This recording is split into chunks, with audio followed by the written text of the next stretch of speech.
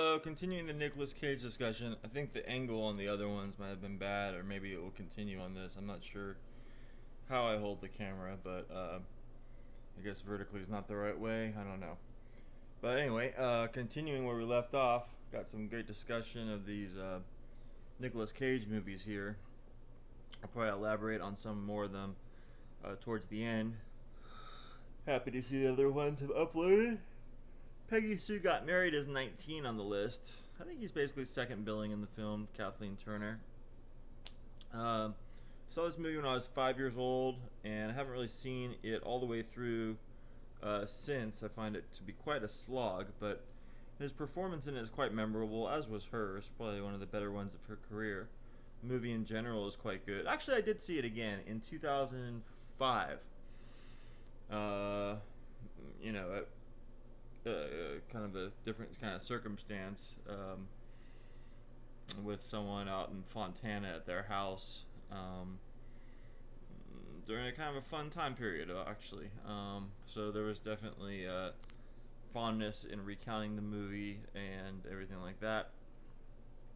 So that was Peggy Sue Got Married, and really a strong performance by him in it, and a strong movie, kind of an underrated movie. Kind of a take on Back to the Future, or what would have happened if something would have gone differently, or this or that. Strong performance by him in the film. So that's Peggy Sue Got Married, a movie I feel is just really bashed quite a lot. People are always, when they see a remake or something, they're always taking ownership of the first one and all this. And I love the first one. I love the first one more than everyone, almost. And this would be The Wicker Man. I like The Wicker Man with Nicolas Cage. I think that Neil LaBute's a very talented director and visually accomplishes quite a lot with the movie. I like the performance of Ellen Burstyn. I like some of the other performances in it, and I like his performance in it. So that would be 18, The Wicker Man. And if you've never seen the movie, you just hear it kind of mocked, I'd say go ahead and see it for yourself. This could go either way with some of these, but I really like the way that he dominates this movie. Bangkok Dangerous, is it a great movie? No, but I really do like how he's in almost every frame of the movie, and it's a very dominant performance by him. So as it's probably not as good of a performance as some of these other ones that are a little higher ranked, it's a very dominant performance by him. Very sinister movie. Very much, he's a character that's probably a bad guy in some ways, but really doing the right thing in this film.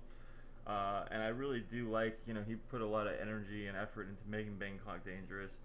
It flopping as bad as it did kind of brought down Saturn Films, his company. But hey, I feel that the movie is kind of unwatchable at times, but really watchable at others.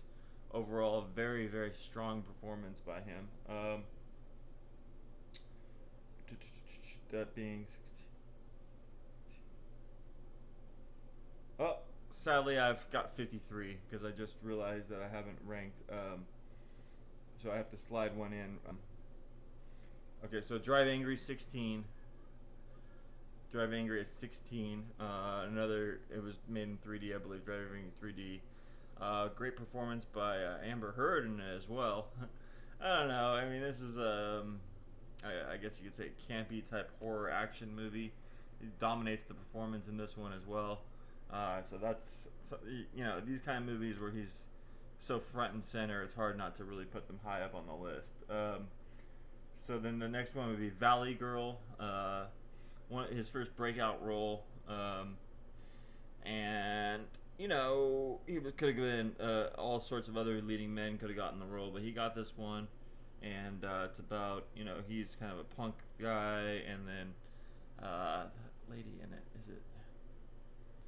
She's in a lot of movies in the 80s. Can't think of her name right now. She's in April Fool's Day, 1987, and some other films. She does a good job in the film as well. Wonderful soundtrack, directed by Martha Coolidge, who made Rambling Rose and some other films. And she basically is like a long, in the future, relative of Calvin Coolidge, the old president.